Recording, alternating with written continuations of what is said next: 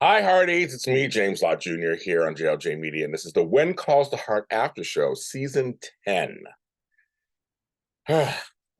Duties are always very interesting these days because there's a minefield out there, isn't it? In the social media world and reaction world. So I want to state that all opinions are mine and mine only. You don't have to agree with me or not. That's fine. I understand that also. I'm giving you my reaction to what I think. I don't work on the staff. I'm not a writer on there. But I'm giving you just my opinion of what I see, of course. No shows are perfect. I do also mention my criticisms of the show, of course, but also offer grace and openness to see how the show will progress. I'm most people, if it's a season-long show, I try to watch and see how things play out sometimes before I start to rush to judgment. That's just me. But everyone has a right to see the show however they see it and how they choose to look at it. It's completely 10 people can watch the show and say 10 different things. So I just want to get that out there because I'm seeing all kinds of reactions. So again, I'm sure this is my reaction. So I like season 10. Like I said, there's some things I wish there were some characters I wish had more time and more story, and there's things I'm missing. But overall, I still feel like the feel of the show is still the same overall. The themes are still the same. It's about this growing, I said before, growing, emerging town in the face of the ever changing times. I'm interested in this whole Bouchard, Bouchard, Montague, all these French names. Montague story. I'm really curious what I mean, the diverging of the water, what's going on. Like, I'm very curious about this. It makes for good drama, right? The show is not what it was from the beginning. The beginning themes that has evolved and changed. It's gone since then. For me, I'm still along for the ride. I'm still a Hardy for life. I'm still along for the ride. And I call out certain things that may bother me, but for the most part, I still get the same warm feeling when I watch it. This episode with the governor coming was funny and heartwarming, and the town came together and all that kind of stuff. So I'm not even gonna get into that story because that's I no one cares about talking about that. They want to talk about the Elizabeth storyline. So I'm like, all that was. I just want you to know I did enjoy all that. It's gonna be fun. I'm really curious to see what happens. Okay, let's just get on down to tag. Let me have my coffee first. Take a deep breath before I go. Starbucks vanilla. KTLO5 is a big channel here in Los Angeles. Okay, I've always said this, and I said it before, and I'll say it again. And I know my other podcaster friends who are doing for Hallmark and for this, we're all navigating this to kind of on our own and together at the same time, right? I've always been Team Elizabeth. I've said it before, I say it again. To me, I'm Team Elizabeth first because she's the lead of the show and she's the person we're supposed to kind of follow. Elizabeth is not infallible. Elizabeth can be stubborn. Has flaws. And the show is a drama. It's supposed to show us that. So I personally don't think they're trying to put Nathan and Elizabeth back together. I can see where folks could see that, but this is how I'm viewing it. I can be completely wrong. Again, I'm not one of the writers. I don't know storyline, I don't know what they're doing. But for me, when I view it, this is still more part of her journey of getting over Jack. I think it's all about Jack and Elizabeth, basically. And we're still trying to deal with that. And anybody who's lost a partner, I have, and I don't know who have, it takes a while, isn't it? It isn't, and sometimes you bury feelings, it comes up later. There's a lot of stuff that goes on in your brain. It's not rational, it's emotional.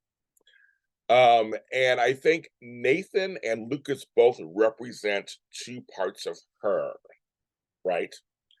And I like her with Lucas. I really do. I like her. I think there's chemistry. I like it that they're. Somebody always say where two come from two similar backgrounds. They do, but they're also. You see, Lucas is also beginning to change and morph and merge his like she had to do herself. So they're kind of similar. Now, I also have to say this, and everybody, you save your letters. I see chemistry between Nathan and Elizabeth. I saw it. It's there. I saw it, and I always saw it. But he is a Mountie. Does she just go from Mounties over and over again, or does she go something different?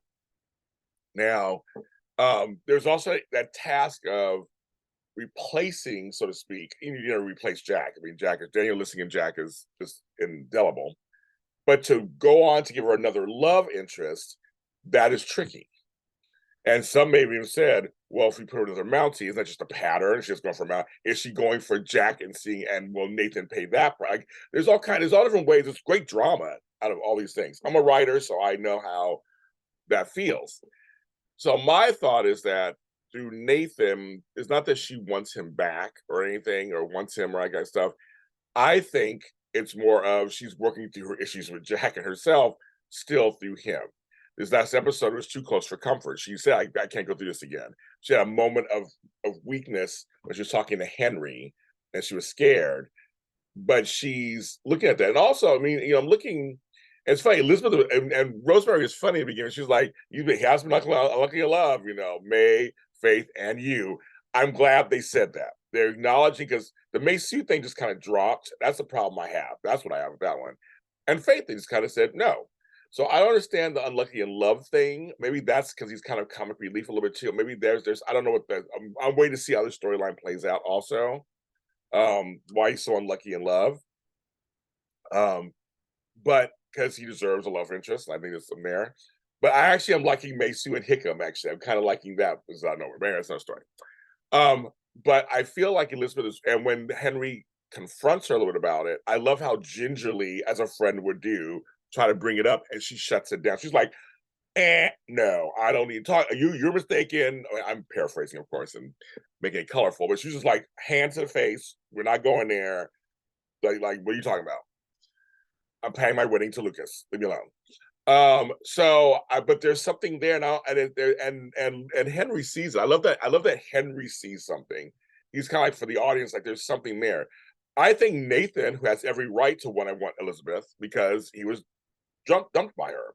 And so he would still want her. I mean, that to me makes sense. That any guy, that makes sense. But I think for Elizabeth, it's more of trying to work out these kind of issues. I wish she went to I'm glad they showed us her going to the cemetery a couple weeks ago, as she's getting closer to marrying Lucas. Now, if she gets cold feet or whatever, like maybe some marriage, that's also natural also. But I don't have anything to do with Nathan. I think it's more of the Mountie stuff, and she's raising little Jack. And we talk about the Mountie stuff. Now, I have to say, when she was looking over at Allie and Jack playing, and then I did imagine this cute little family. I remember, and that season that stuff was going on, I said, I see a nice little family there. Nice little blended family. It'd be very cute. I think the problem is, in my eyes, I see chemistry between all the actors. On-screen chemistry, I should say, between the actors. And so and soap opera is the same thing. It's a problem. That's a problem sometimes. You can't help with sometimes who you have chemistry with. In real life too, you meet people, you have chemistry with them. It's just whatever it is. So I think for a lot of us, we can see Nathan and Elizabeth together, but none of us can see Nathan and Lucas together. And of course there's Elizabeth and Jack fans who don't want to see with anybody else. So it's just that she has this chemistry. So it goes back to Elizabeth. Goes back to Erin. She's portraying this character and has chemistry with all of them. But we know Elizabeth does make makes choices sometimes. You're like, what are you doing, girl? You want to yell at her. So, because she's not perfect. That's what drama is about. She's not perfect. She's not infallible. She's gonna make mistakes. She's gonna think things. But I like the character of Lucas. I like the character of Nathan. I can both. I really do. But I'm here for the journey that Elizabeth has to go through. I mean, we don't want just, well, excuse me, I'll say it again. I don't want just some saccharine, sweet love story that there's no bumps in the road, no problems whatsoever.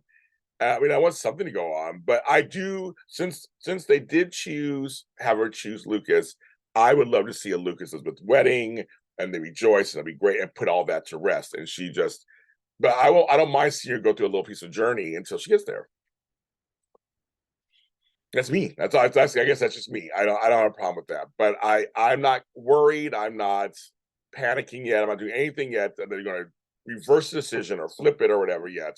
I'm just gonna wait and see what happens. Now, if they do flip it and change it, we'll talk about that then, right? And I'll give you my opinion then also. We'll see what happens. But I'm Team Elizabeth, always and forever, and her first. So I'm gonna see what happens and go from there. that's my quick reaction to episode 9. I can't believe the season's almost over. We're getting towards the end. Going about 3 episodes like that. It's just crazy. Everything's going so fast. It's almost fall.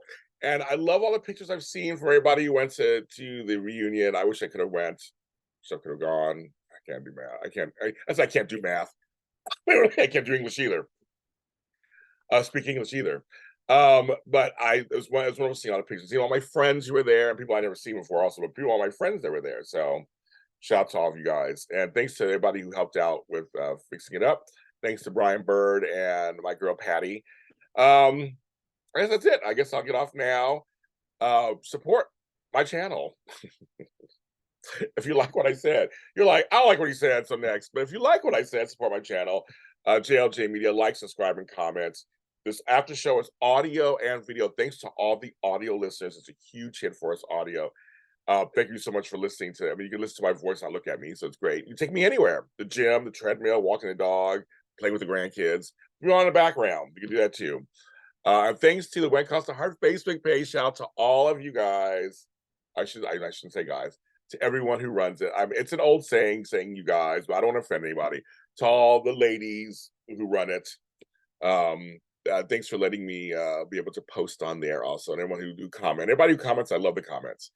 And a special shout out to Mark. Talk to you guys later. Have a good week, and I'll see you next time.